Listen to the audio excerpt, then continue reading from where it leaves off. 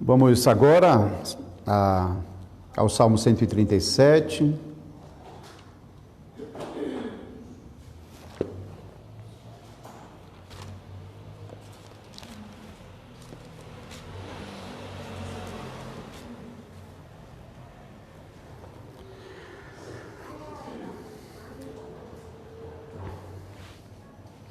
Salmo 137, assim diz a palavra do Senhor. Às margens dos rios da Babilônia, nós nos assentávamos e chorávamos, lembrando-nos de Sião. Nos salgueiros que lá havia, pendurávamos as nossas harpas, pois aqueles que nos levaram cativos nos pediam canções e os nossos opressores que fôssemos alegres, dizendo: entoai-nos alguns dos cânticos de Sião. Como, porém, haveríamos de entoar o cântico do Senhor em terra estranha? Se eu de ti me esquecer, ó Jerusalém, que se resseque a minha mão direita. Apegue-se a minha língua ao paladar, se me não lembrar de ti, se não preferir eu Jerusalém a minha maior alegria. Contra os filhos de Edom, lembra-te, Senhor, no dia de Jerusalém, pois diziam: arrasai-a, arrasai-a, até aos fundamentos. Filha da Babilônia, que há de ser destruída, feliz aquele que te der o pago do mal que nos fizeste. Feliz aquele que pegar teus filhos e esmagá-los contra a pedra. Vamos orar e pedir a ajuda do Senhor durante a pregação. Senhor Deus, nós somos chamados a proclamar toda a Escritura à Tua Igreja. E a Tua Igreja não pode deixar de ouvir o que o Senhor ensina em cada passagem da Escritura. Por isso, Senhor, a nossa prática de pregar livros inteiros da Bíblia, e não apenas textos, e também temos a oportunidade agora de ouvirmos uma pregação desse Salmo 137, que o Senhor possa abençoar o seu povo com a leitura que acabamos de fazer e também com a pregação desta passagem da Escritura, deste Salmo, que o Senhor possa edificar nossas vidas e nos instruir, que o Senhor possa apacentar o nosso coração e nos dar consolo, que o Senhor possa nos ensinar onde está a nossa confiança, que não possamos buscar em nós mesmos, nem segundo o nosso padrão, mas no Senhor, o padrão da justiça que o Senhor requer e que o Senhor nos ensina. Ó Deus, por favor, nos abençoa nesse momento, abençoa o teu povo e abençoa o teu servo que vai ministrar a palavra. Em nome de Jesus Cristo. Amém.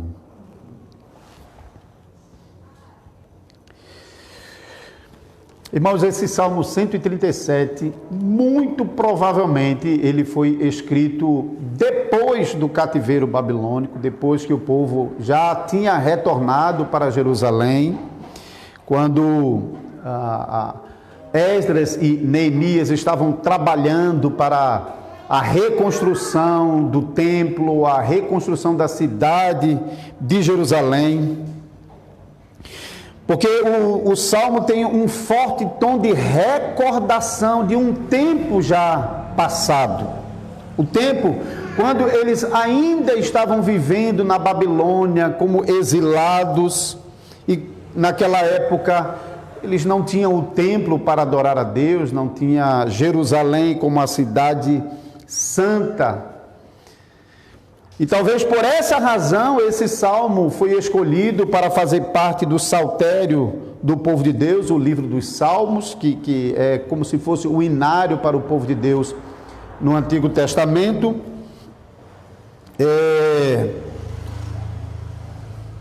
E esse Salmo 137 menciona especificamente que levitas costumavam ir às margens dos rios que existiam por toda a Babilônia para sentar e chorar.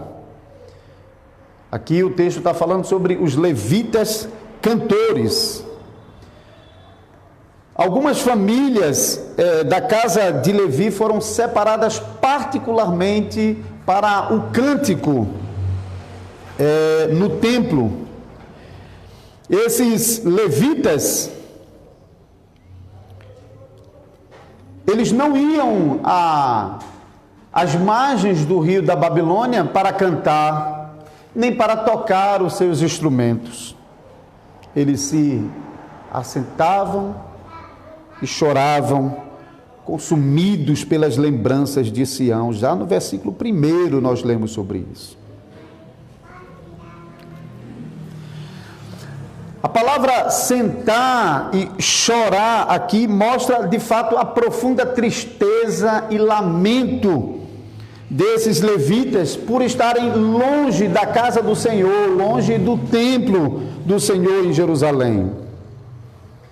A tristeza e o lamento que eles sentiam durante o tempo em que eles passaram lá no cativeiro babilônico, 70 anos eles passaram longe da sua terra e do templo, e agora, marcados pela tristeza e pelo lamento, isso contrastava com a alegria que eles tinham anteriormente quando eles estavam no templo adorando o Senhor. Os versículos 2 e 3 mostram que a tristeza e o lamento desses levitas foram interrompidos com a chegada dos babilônios. No Salmo 137, os babilônios são descritos como aqueles que são responsáveis pela tristeza, que não apenas os levitas, mas toda a nação de Israel estava passando debaixo do domínio na Babilônia. Foram os babilônios que arrancaram os levitas e os demais do povo de Deus da sua terra natal, do templo do seu Deus, e espalharam por uma terra estranha que era a Babilônia. Foram os babilônios que causaram sofrimentos horríveis a todo o povo. Você pode observar aqui a expressão que o salmista usa no versículo 3, os que nos levaram cativos e os nossos opressores. Cativos e opressores são palavras fortes para se referir àqueles que arrancaram o povo de Israel da sua terra, fizeram famílias abandonarem suas casas, maridos deixarem suas filhas e filhos para trás. E a palavra opressor também demonstra que o povo estava vivendo debaixo de gemido por causa da angústia que os babilônios estavam submetendo o povo de Deus durante o período do cativeiro. O livro de Ester, que é um livro que descreve o contexto do povo de Israel lá na Babilônia, infelizmente mostra que no final do período, nem todo judeu perseverou em ser fiel ao Senhor, e no momento de retornar para Jerusalém, muitos já haviam se misturado com os pagãos babilônios e não retornaram mais para Jerusalém. Mas para aqueles que guardavam a palavra do Senhor e conservavam no coração a esperança de um dia retornar para Jerusalém, era uma vida horrível debaixo da opressão dos babilônios, cercado pela idolatria, pelo paganismo, pela obscenidade, por todo tipo de pecado. Era terrível.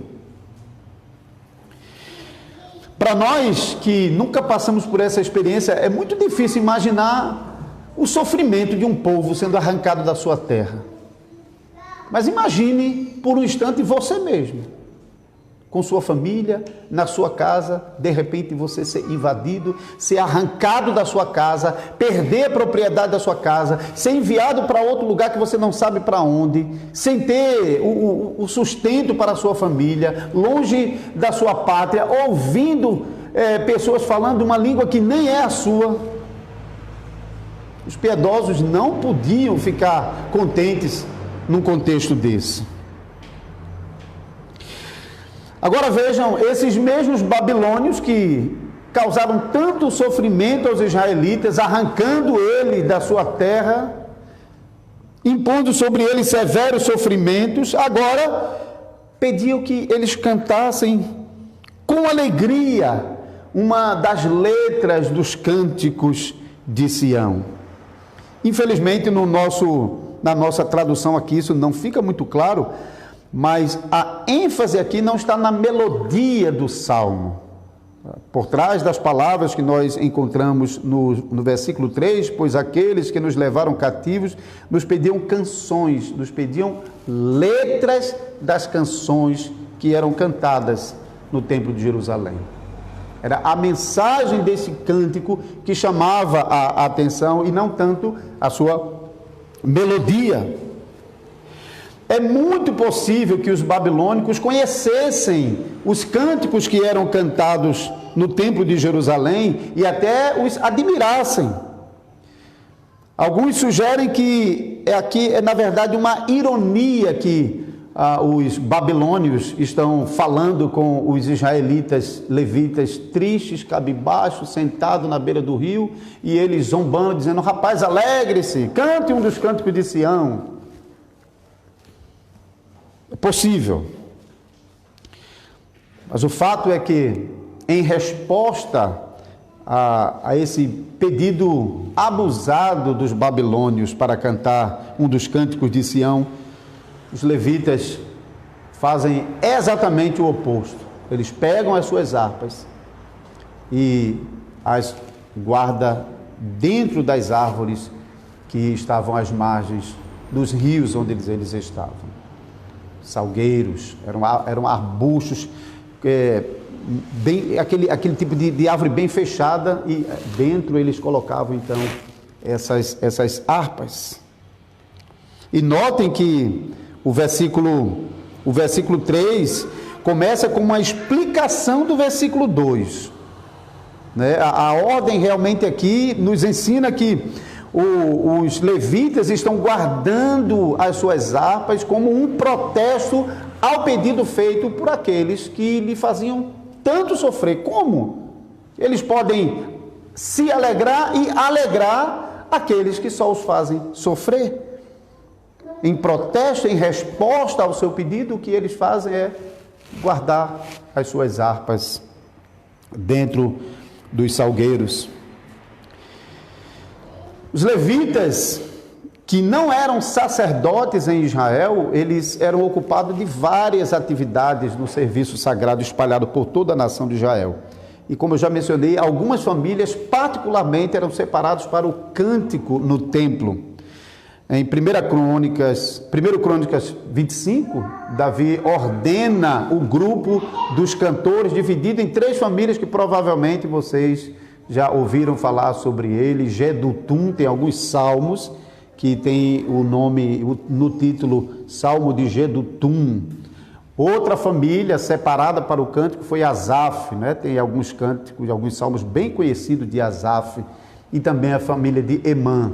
Essas 3 famílias levitas foram separadas exclusivamente para o serviço do cântico no templo do Senhor em Jerusalém. E agora, essas famílias, zelosas pelo Senhor, acostumadas a cantar os cânticos no templo do Senhor, estavam agora em uma terra estranha. Eles compreendiam muito bem o valor sagrado desses cânticos para que pudessem entoá-los em uma terra estranha, em um ambiente pagão, no meio de povos pagãos. Não. Versículo 4: como, porém, haveríamos de entoar o cântico do Senhor em terra estranha, em um país estrangeiro, em um país profano? O nome do Senhor seria profanado se esses cânticos sagrados fossem cantados em qualquer outro lugar, senão no templo do Senhor. Olhando para as palavras desse levita que escreveu o Salmo 137 e o zelo dele para com o cântico no serviço sagrado do Senhor, realmente nos chama a atenção para os nossos dias, onde as pessoas não fazem quase mais nenhuma distinção entre a música que é cantada lá fora e as músicas que são cantadas no culto ao Senhor. Até músicas chamadas de hinos, a igreja deve ter muito cuidado quando vai usá-las no serviço de adoração do povo de Deus.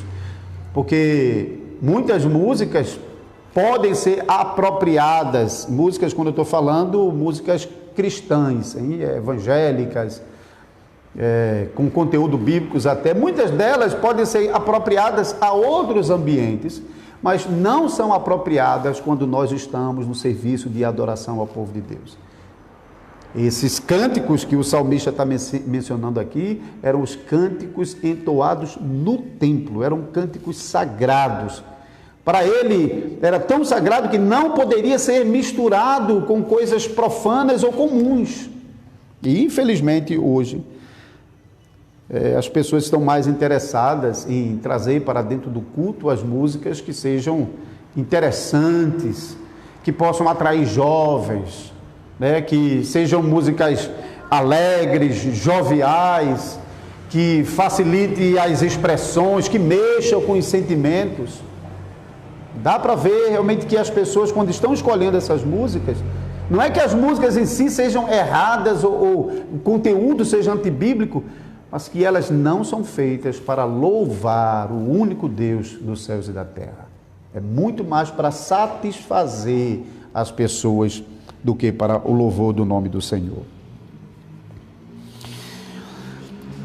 Mas são de fato esses versículos finais que têm chamado muito a atenção das pessoas e tem dado ao Salmo 137 até o status de um salmo imprecatório. Salmo imprecatório é aquele salmo onde o salmista invoca o castigo de Deus sobre os inimigos, é a maldição de Deus sobre os inimigos. Existe uma série de salmos imprecatórios, alguns dão lista, mas eu até ouvi e achei bem interessante alguém dizendo que praticamente todo salmo tem imprecação, praticamente todo salmo tem um chamado de Deus para derramar realmente sua justiça e castigo sobre os pecadores. Então, nesse salmo que começa com uma demonstração de uma piedade muito forte desses levitas, particularmente o levita que escreveu o Salmo 137 e que colocou essa música na boca do povo, porque esse salmo foi incluído no inário do povo de Deus para ser cantado nas grandes celebrações do povo de Deus. E de fato, os versículos finais, do versículo 5 até o versículo 9, eles apelam para a vingança do Senhor contra aqueles que haviam levado os israelitas cativos para a Babilônia, os babilônicos, e também contra aqueles que, durante a deportação dos israelitas para a Babilônia, ficaram zombando, rindo e se aproveitando. No texto que nós lemos de Obadias, diz que eles se aproveitaram que o povo estava sendo retirado da terra e saquearam aquilo que ficou. Iam para as encruzilhadas para destruir os que tentavam fugir e denunciar a outros. Mas antes de prosseguir para essas imprecações, é bom os irmãos notar que essas imprecações estão divididas em dois grupos. Primeiro, o salmista aqui, ele faz imprecações por si mesmo, duas imprecações, dois chamados a ser amaldiçoados. Ele faz isso sobre si mesmo. Antes de amaldiçoar os outros, ele está colocando-se ele mesmo debaixo de maldição, se ele não for fiel ao Senhor. Isso é versículos 5 e 6. E somente depois, versículos 7 a 9, é que ele vai invocar a justiça de Deus contra os inimigos. Então observe os versículos 5 e 6. O salmista, ele usa aqui a palavra esquecer e lembrar. Os salmos, eles são ricos nessa poesia. De vez em quando a gente perde um pouco da poesia dos salmos quando a gente tenta traduzir algumas palavras para o nosso português, como está acontecendo também assim. Então, na verdade, a palavra esquecer e lembrar está sendo usado de maneira poética para falar da fidelidade e para falar do castigo de Deus contra a infidelidade. Observe no versículo 5: se eu de ti me esquecer, ó Jerusalém, que se esqueça de mim, que tu esqueça a minha mão direita. Isso é como está escrito lá, a palavrinha esquecer, na nossa tradução, foi traduzida como, versículo 5, que resseque a minha mão. Porque, na verdade, o que ele está fazendo é interpretando. E o que é uma mão esquecida? É uma mão mirrada, uma mão esquecida, uma mão que sofreu derrame, por exemplo, hein? Que perde a força. Mas a palavra que o salmista está usando aqui é importante, porque ele está usando as palavras aqui para justamente mostrar que se ele se esquecer de Jerusalém, Jerusalém se esqueça da minha mão direita, como uma justa retribuição pelo meu desprezo a Jerusalém. Esquecer a mão direita, imagine, ele era um levita, cantor, tocador de harpas. O que significava para ele? Se Deus esquecesse a mão dele, significava que ele, como um levita, como um cantor do templo, que chega a dizer que, no versículo seguinte, que a sua maior alegria está no templo tocando. Ele está dizendo, se eu esquecer de Jerusalém, esqueça a minha mão direita, não dê à minha mão direita a força necessária para que eu possa tocar a flauta, a harpa, hein? A harpa é um instrumento de dedilhar, né? Ela fica em pé e a pessoa fica dedilhando nas cordas. E quando ele usa a palavra Jerusalém aqui, a palavra Jerusalém e Sião está sendo usada para se referir ao próprio Deus, ou pelo menos para incluir Deus. E dá para a gente perceber isso, porque aqui no versículo 5 ele diz, se eu me esquecer de ti, ó Jerusalém, esqueça a minha mão direita. E Jerusalém não pode fazer isso, hein? Só quem pode fazer isso é Deus. Ele está usando a expressão Jerusalém para se referir a Deus. Ele está falando poeticamente, se eu me esqueço da cidade sagrada, onde está o templo do Senhor, onde Deus habita, que eu seja esquecido por essa cidade, pelo templo do Senhor e pelo Senhor. E a segunda imprecação que o salmista usa contra si mesmo está ligado com a primeira, porque você pode ver no versículo 6, apegue-se a minha língua ao paladar, se não me lembrar de ti, e se não preferir Jerusalém, a minha maior alegria. Mais uma vez, ele está usando a palavra lembrar, né? E agora, o salmista fala sobre a língua colada no céu da boca. O que acontece se a língua for colada no céu da boca? Consegue falar? Não. Mas ele era cantor. Ele era um homem chamado para adorar a Deus, e a maior alegria dele era estar no templo, cantando ao Senhor e tocando o seu instrumento. Isso é exatamente as duas imprecações que ele chama contra ele, se ele desprezar o lugar onde ele tinha a maior alegria da vida dele, adorando ao Senhor, exercendo o seu trabalho como levita, tocando e cantando no templo do Senhor. Então observe que lembrar e preferir são palavras que estão sendo usadas para se referir ao compromisso dele de buscar Jerusalém a todo custo.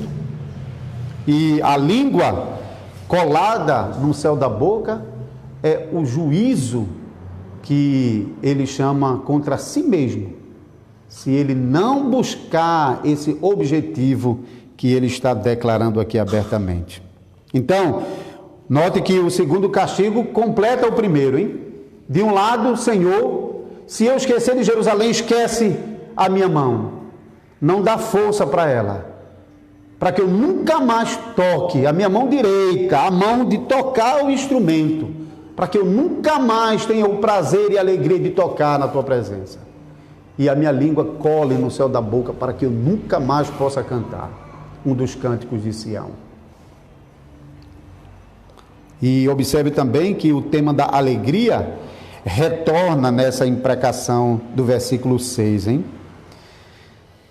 A maior alegria do levita era estar no templo, tocando, cantando no serviço de adoração ao Senhor.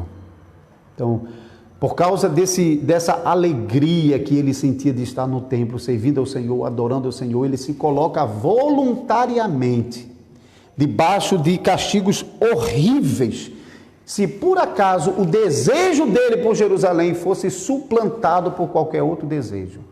E se ele encontrasse nessa vida alegria que fosse maior do que a alegria de estar em Jerusalém e de adorar a Deus no santo templo. Isso realmente chama muito a nossa atenção.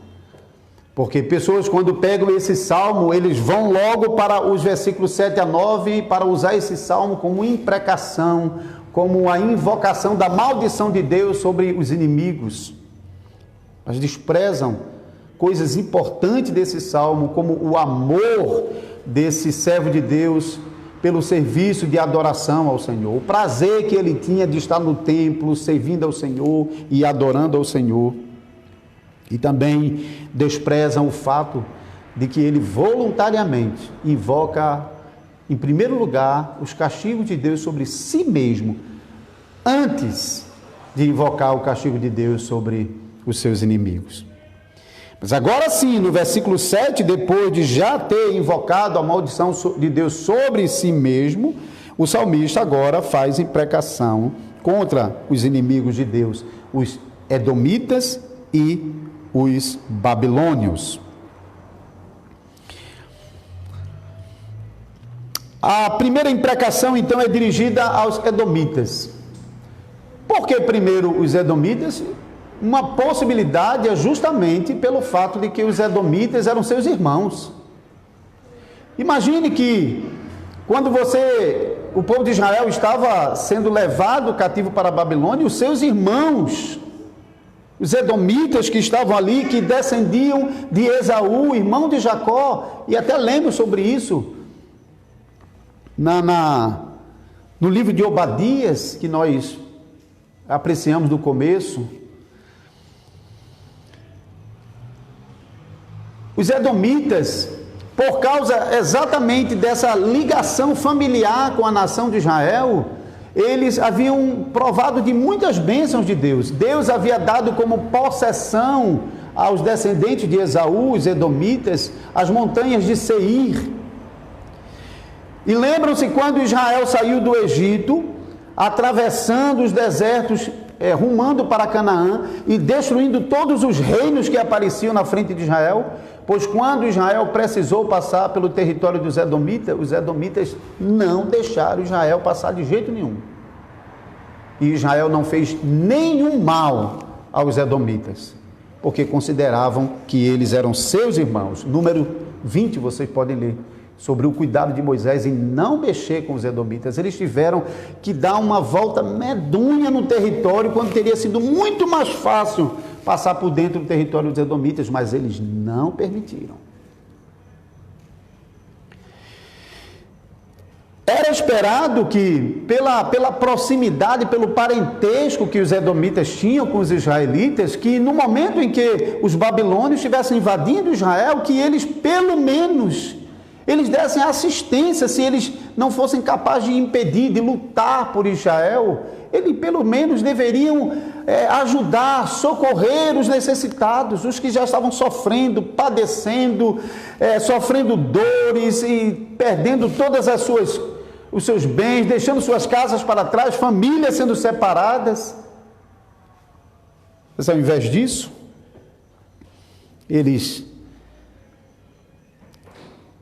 não lamentaram a desgraça dos seus irmãos, mas pelo contrário, eles ficaram zombando de Israel e ainda incitando os babilônios a serem perversos mesmo com os israelitas. Veja o versículo 7.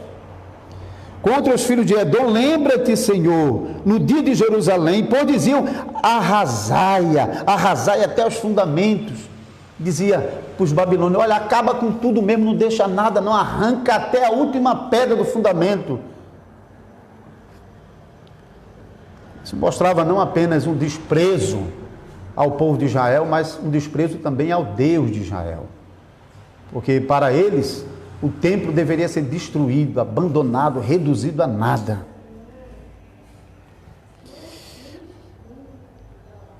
Então, quando o salmista, ele invoca as imprecações de Deus contra os babilônios, é bom compreender o contexto das profecias contra a Babilônia. Nós lemos o livro de Obadias, que foi um livro escrito mais ou menos durante aquele período que Israel estava sendo levado para o cativeiro. Mais ou menos, Israel foi levado para o cativeiro no ano 586 a.C. O livro é datado às vezes de 587. Então, ali naquele ano onde a deportação para a Babilônia estava acontecendo. Mas você vai ler outros profetas profetizando. Jeremias 49 profetiza contra os edomitas. Ezequiel profetiza contra os edomitas. Então, o contexto do salmista aqui não é um contexto de uma vingança pessoal contra os edomitas. O que o salmista está fazendo aqui é evocando as profecias de Deus contra os edomitas. Porque já era conhecida a profecia de Obadias e a profecia de Jeremias, que havia profetizado até antes do cativeiro e durante o cativeiro. Os irmãos sabem que Jeremias é um dos profetas que anunciou o cativeiro por 70 anos na Babilônia.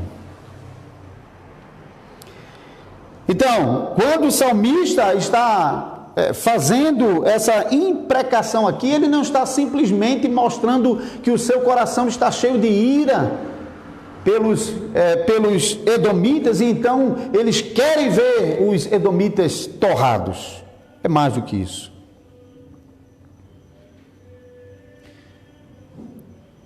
Os edomitas, que deveriam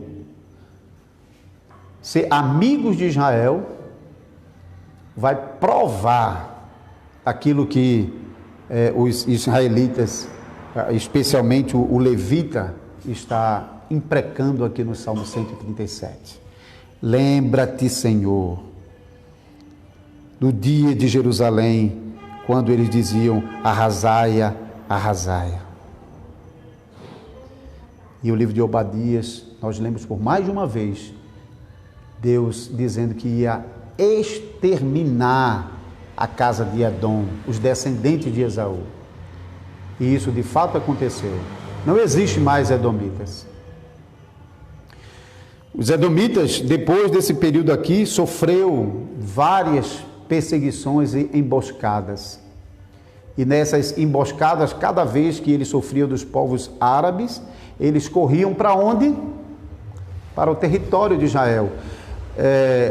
Seir, as montanhas de Seir estavam para o deserto de Israel, na direção da Babilônia. E toda vez que os árabes vinham e davam contra eles, eles corriam para dentro de Canaã para se abrigar no meio dos israelitas. E os poucos edomitas que foram salvos porque eles se misturaram aos israelitas e assim foram preservados.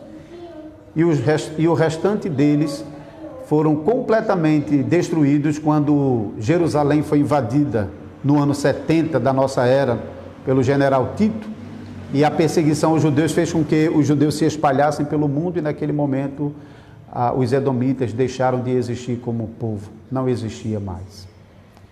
E assim se cumpriu aquilo que o profeta do Salmo 137 está invocando sobre os edomitas, de acordo com as várias profecias que já existiam contra os edomitas. Então, Não é um desejo pessoal, não é uma vingança pessoal, mas é um desejo para que a justiça de Deus, profetizada contra os edomitas, se cumprissem, e se cumpriu. A segunda imprecação do salmista agora se dirige aos próprios babilônios, hein?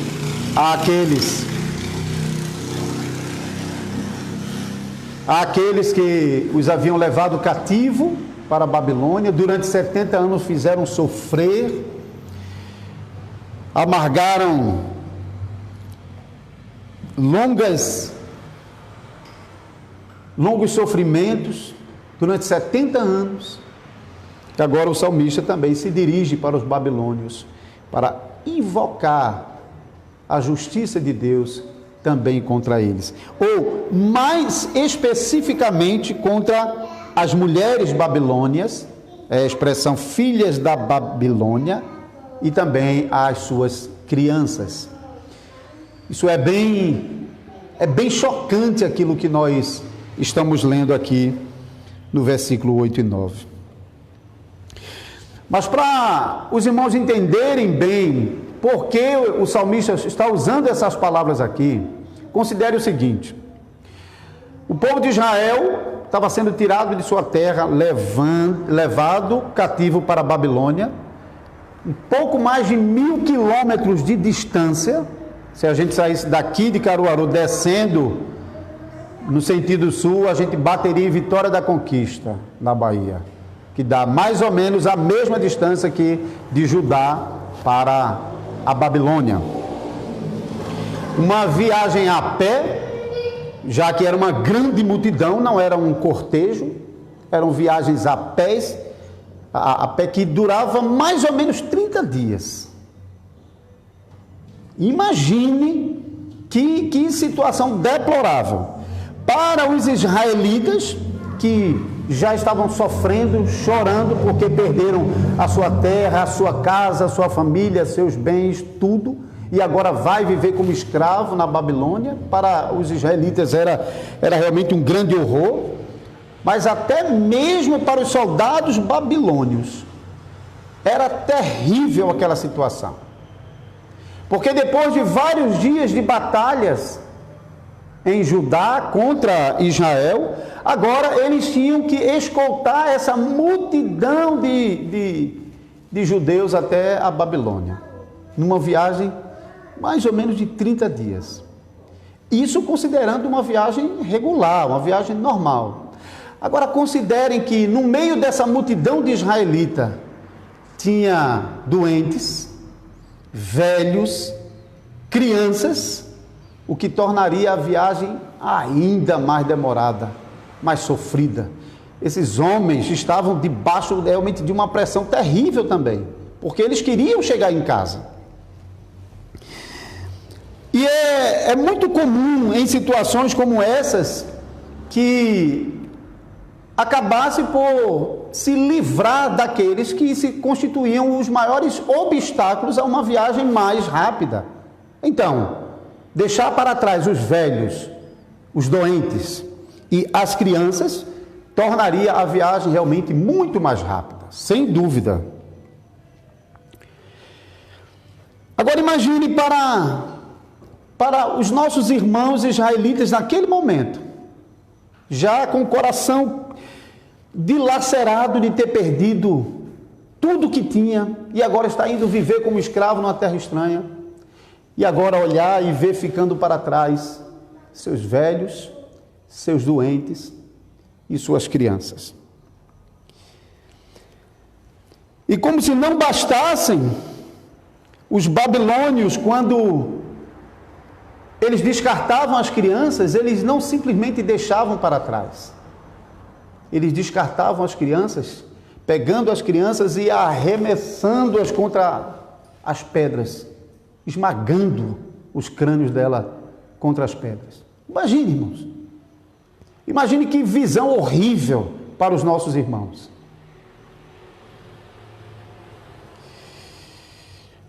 Essa lembrança dos anos sofridos do povo de Deus no exílio estava na mente do salmista quando ele compôs esse salmo.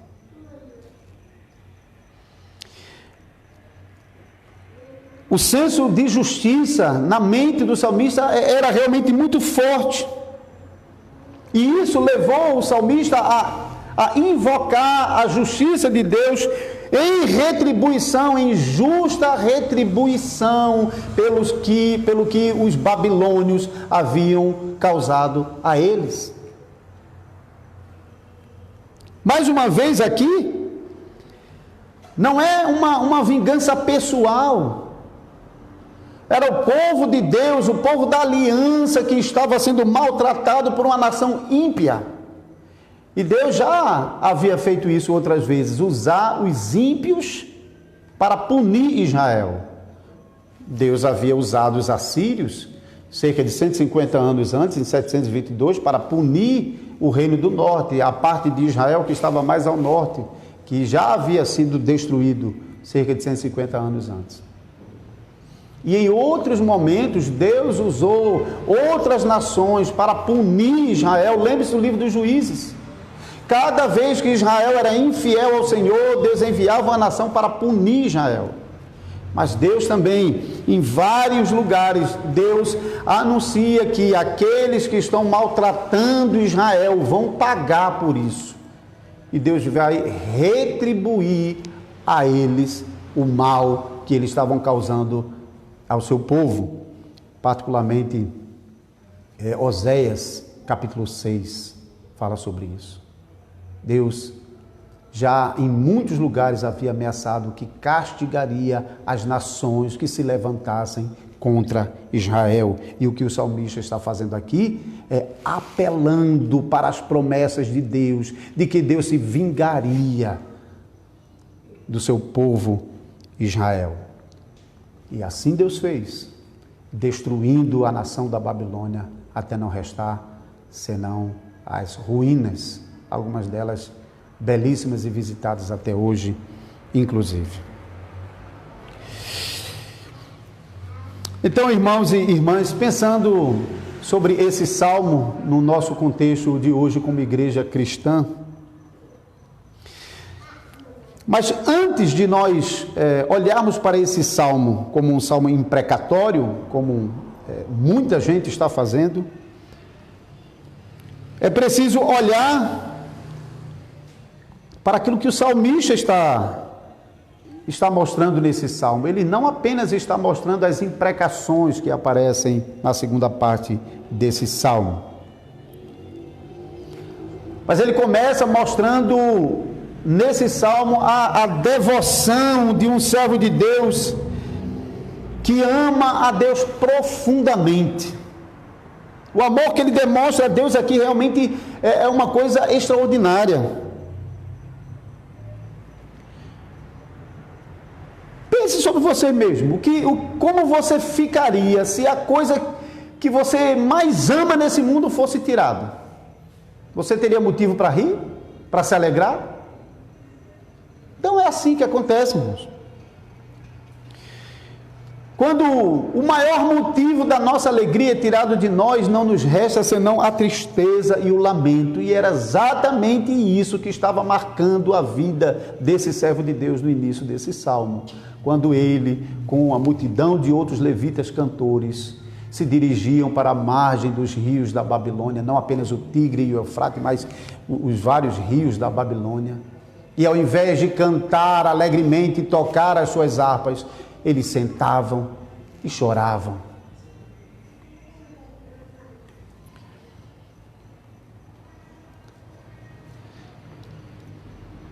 A alegria maior nesse mundo que um cristão pode ter é saber que ele tem um lugar junto a Deus. E o prazer do crente que tem um lugar junto a Deus é desfrutar da presença de Deus. Podemos pensar em muitos prazeres dessa vida. Eu tenho família, eu sou casado, eu tenho esposa, eu tenho filhos, eu tenho meu trabalho, eu estou gozando de saúde, e tudo isso são coisas boas.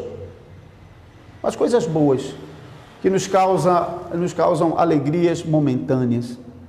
A qualquer momento podem ser interrompidas. E nós sabemos que em algum momento elas vão cessar. São coisas temporárias. Mas o motivo da maior alegria do crente é saber que ele pertence a Deus, que ele tem um lugar junto a Deus. Nós ouvimos sobre isso na pregação dessa manhã. Ele está reconciliado com Deus. E o que fazer quando essa graça maior nos é tirada e de repente a gente não pode aparecer na presença de Deus para adorá-lo?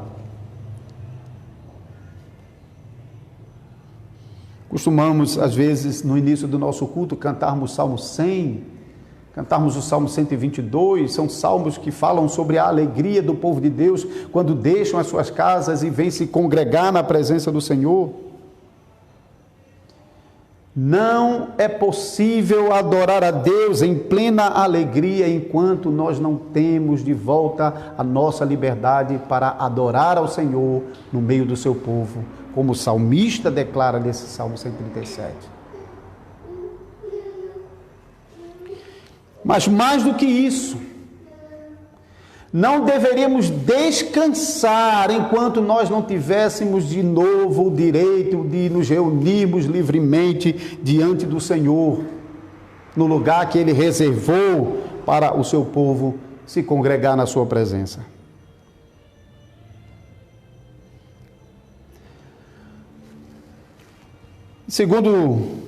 Uma segunda aplicação, agora sim, chegando no uso desse salmo como imprecação contra os inimigos da igreja. Penso que o momento é um momento bem apropriado para pensarmos sobre isso. Nós estamos vivendo um momento da história, tanto como igreja, como família, como sociedade, onde o mundo todo, e a igreja também, e as famílias também, vivem com medo das ameaças de morte por causa da pandemia da Covid-19, mas também vive debaixo de severas restrições impostas por governantes que não temem a Deus. O medo da doença tem impedido muitas pessoas de cultuar a Deus. Mas não é só isso.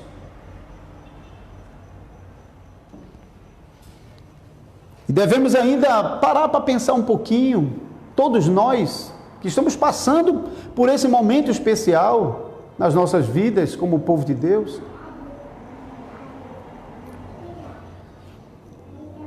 Por causa do medo da doença, deixamos de sair de nossas casas para nos congregarmos na presença de Deus e desfrutarmos do bem mais precioso que nós temos. Será que a doença tem impedido nós de irmos ao supermercado? Tem nos impedido de irmos ao nosso trabalho? Tem nos impedido de visitarmos familiares? Mas tem nos impedido de nos congregarmos como povo de Deus.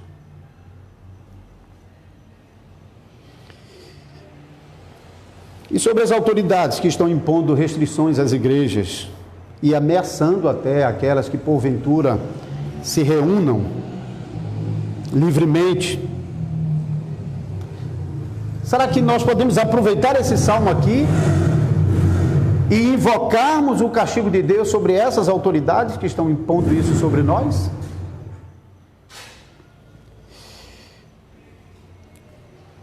Em primeiro lugar, nós devemos prestar atenção àquilo que nós vimos o próprio salmista do Salmo 137 fazendo.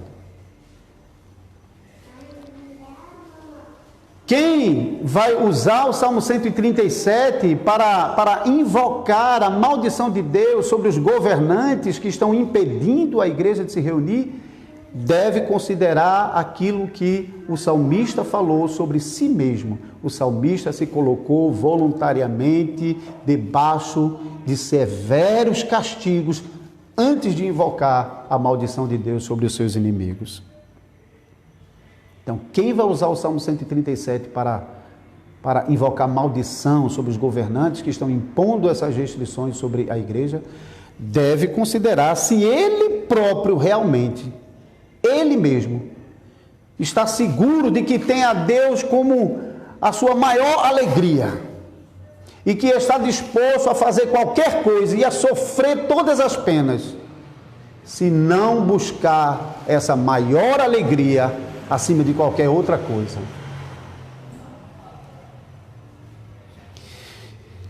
Em segundo lugar, nós devemos observar o contexto desse Salmo 137, eu já indiquei para os irmãos aqui, quando o salmista, ele usa essas imprecações contra Edom e contra a Babilônia, ele estava recorrendo às Escrituras Sagradas e apelando para as profecias, onde o próprio Deus já havia anunciado o castigo que ia derramar sobre Edom e sobre os babilônios. Assim, se nós queremos usar esse salmo para invocar o castigo de Deus sobre aqueles que julgamos ser os inimigos da igreja, nós devemos considerar também aquilo que o Novo Testamento está falando sobre a justiça de Deus e a ira de Deus sendo derramada sobre os pecadores.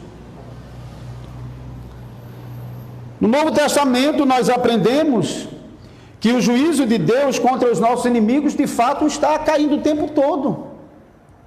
Quando nós vemos sobre doenças, sobre guerras, catástrofes naturais ou não, nós sabemos que isso também faz parte do juízo de Deus sobre as nações pecadoras. Basta ler Apocalipse capítulo 6, quando os selos são abertos e os anjos vêm para a terra para derramar o juízo de Deus sobre as nações. Então, quando essas coisas estão acontecendo, certamente é o juízo de Deus sobre as nações. E nós, como igreja, não escapamos pelo fato de que nós estamos no meio do povo que está recebendo o juízo de Deus. Mas a Bíblia também fala, e de uma maneira muito mais clara, porque quando a Bíblia fala sobre os juízos de Deus por meio da fome, da peste, doença, guerra, ainda há um certo mistério, porque nós não podemos olhar e dizer assim, não, esse castigo aqui foi por causa desse pecado. Há ainda um certo mistério. Mas quando nós olhamos para algumas passagens do Novo Testamento, nós aprendemos claramente que Deus constituiu Jesus, o juiz dos vivos e dos mortos. Jesus é o justo juiz que despejará sobre todos os pecadores naquele dia sem misericórdia toda a ira de Deus contra o pecado dos homens, contra aqueles que oprimem a igreja, contra aqueles que falam mal da igreja, contra aqueles que praticam o mal, contra aqueles que não temem a Deus, contra todos os pecadores que não foram salvos pelo sangue do Cordeiro. Mas sempre que a Bíblia está apontando para o juízo de Cristo sobre os pecadores, ele está apontando para o fim dos tempos. É na volta de Jesus Cristo que ele vai derramar o juízo sobre os pecadores. Isso é diferente do contexto de Israel no Antigo Testamento. Eu tive a oportunidade de pregar o livro de Josué inteiro aqui na congregação, e naquele momento, de vez em quando, eu estava de novo explicando isso. Israel era o reino terreno visível de Deus, era uma nação separada das outras nações. E Deus protegia Israel das outras nações, ao mesmo tempo que usava Israel como a espada de Deus para destruir o mal junto com as outras nações. E foi assim que Israel, entrando em Canaã, destruiu as nações de Canaã, sem dó nem piedade. Porque Deus havia decretado, decidido, antecipar o juízo final sobre as nações de Canaã, assim como fez com Sodoma e com Gomorra. Mas nós não estamos lendo no Novo Testamento que a igreja recebe esse mesmo papel de exercer o juízo de Deus sobre os pecadores. Mas o que nós estamos lendo no Novo Testamento é a igreja orando para que quando Cristo voltar, Ele exerça juízo sobre os pecadores. Então, no Novo Testamento, a igreja ora para que no dia da vinda de Cristo Ele derrame a sua justa ira sobre os pecadores. Eu gostaria rapidamente de ler alguns textos aqui com os irmãos que mostram isso. Pregamos sobre 1 Tessalonicenses, no capítulo 1, versículo 10, ele falando sobre os irmãos de Tessalônica, que haviam se convertido dos ídolos para o Deus vivo e verdadeiro, e para aguardar do céu o seu Filho, a quem ele ressuscitou dentre os mortos, Jesus, que nos livra da ira vindoura. Aguardamos pelo dia de Cristo, quando a nossa salvação será confirmada e quando a ira será derramada sobre os pecadores. Na segunda carta aos Tessalonicenses, nós também lemos sobre a ira do Salvador Jesus sendo derramada sobre os pecadores, no capítulo 1,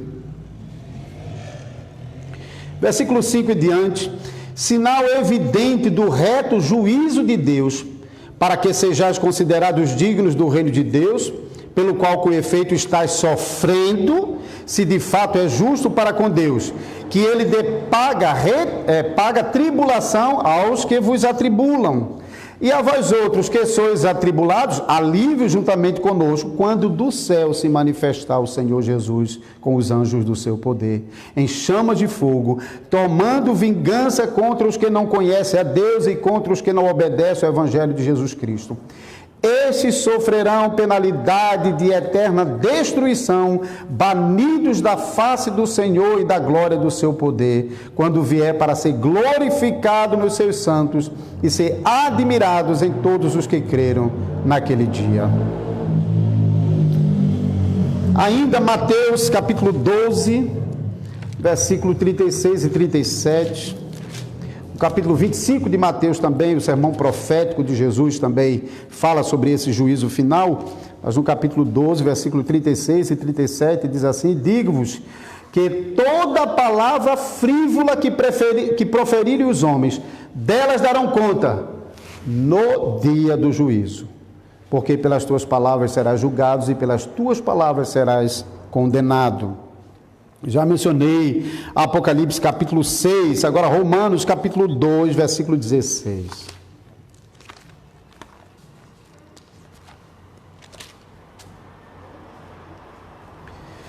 No dia em que Deus, por meio de Cristo Jesus, julgar os segredos dos homens de conformidade com o meu Evangelho. Então, o Novo Testamento sempre está apontando para um dia, quando Deus vai derramar a sua ira sobre os pecadores. Não agora. Não com esse ou com aquele. Não por causa de qualquer afronta pessoal sofrida. Então, o problema não é orar para que Deus castigue os pecadores. Isso não é o problema. Isso a igreja deve fazer. Isso a igreja, na verdade, faz o tempo todo. O tempo todo nós estamos orando para que Deus puna os pecadores. Quando nós dizemos, abençoa, Senhor, o teu povo, o que nós estamos dizendo? Não abençoa aquele que não é o teu povo. Castiga aquele que não é o teu povo. E a Bíblia também faz isso em muitos lugares. Por exemplo, Salmo 11, versículos 5 e 6... é para o justo que são canalizadas as bênçãos de Deus, mas o castigo para os injustos. Então não é problema quando nós estamos orando e invocando a justiça de Deus para que Deus faça justiça com a sua igreja, mas também com os pecadores que não temem ao seu nome. O grande problema é usar o Salmo 137 e outros salmos imprecatórios para pedir que Deus castigue aquela pessoa que normalmente tem na sua mente alguém, quando está usando esse salmo, que Deus castigue esse pecador agora, para que ele possa ver com seus próprios olhos que essa pessoa está sofrendo o juízo de Deus. E que de preferência Deus castigue essa pessoa do jeito que ele tem na mente, do jeito que ele deseja que essa pessoa seja castigada. Isso não é imprecação. Isso não é imprecação. O nome disso é justiça pessoal, é vingança pessoal. Quando você invoca o mal sobre alguma pessoa para satisfazer a você mesma.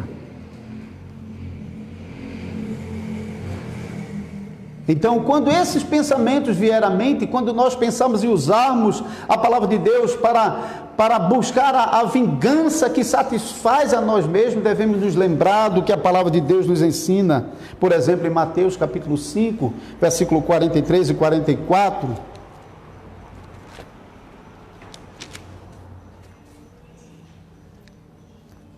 Ouviste o que foi dito? Amarás o teu próximo e odiarás o teu inimigo? Eu, porém, vos digo, amai os vossos inimigos e orai pelos que vos perseguem.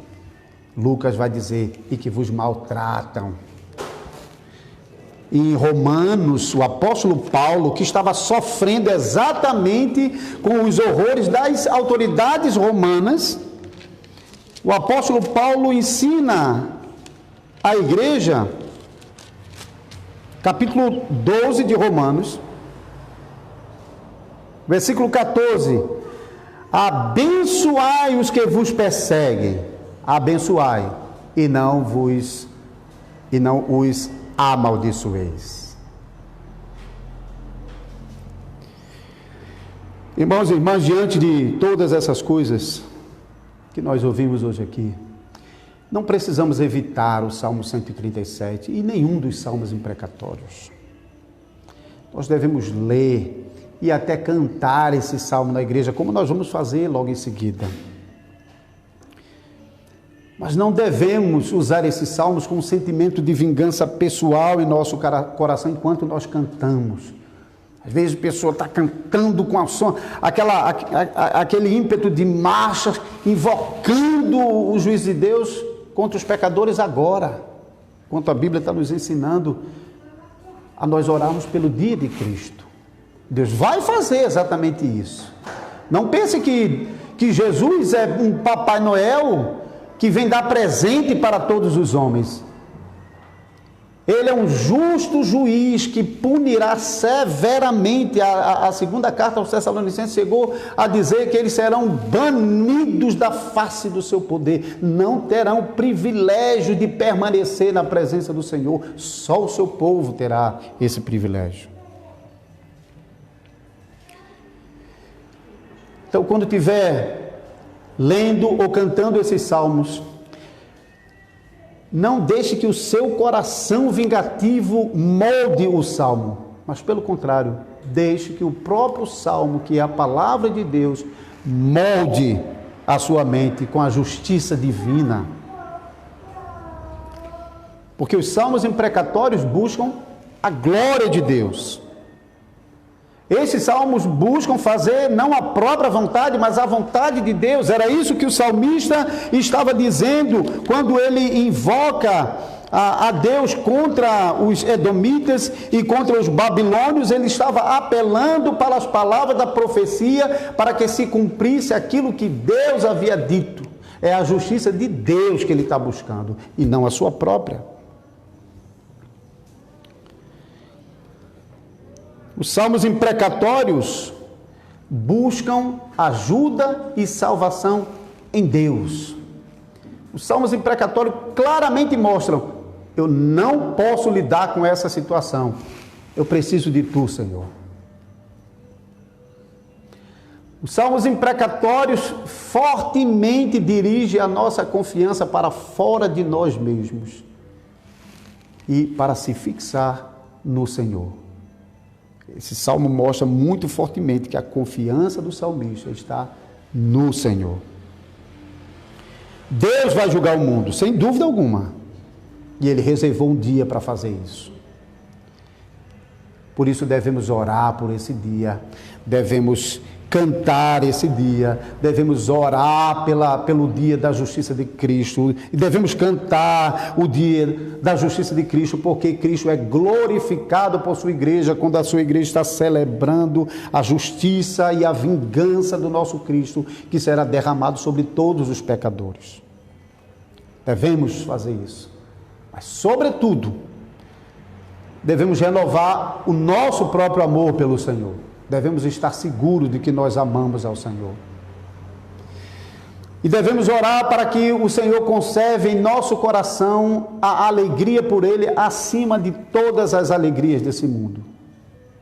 Acima do nosso trabalho, da nossa família, da nossa própria vida, está o Senhor, e é nele que a nossa alma se regozija, e devemos orar para que Deus preserve isso em nosso coração.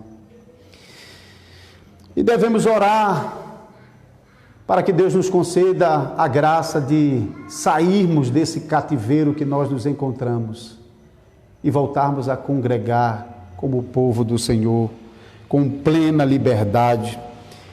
E assim como o povo de Deus no Antigo Testamento, que viajava quilômetros e quilômetros, deixando sua casa, sua cidade, para entrar nas portas do templo e celebrar o Senhor com grande alegria, assim também nós, como igreja do Senhor Jesus, possamos orar firmemente para que esse cativeiro se encerre e a igreja esteja livre mais uma vez para celebrar ao Senhor com toda a sua força e com toda a alegria.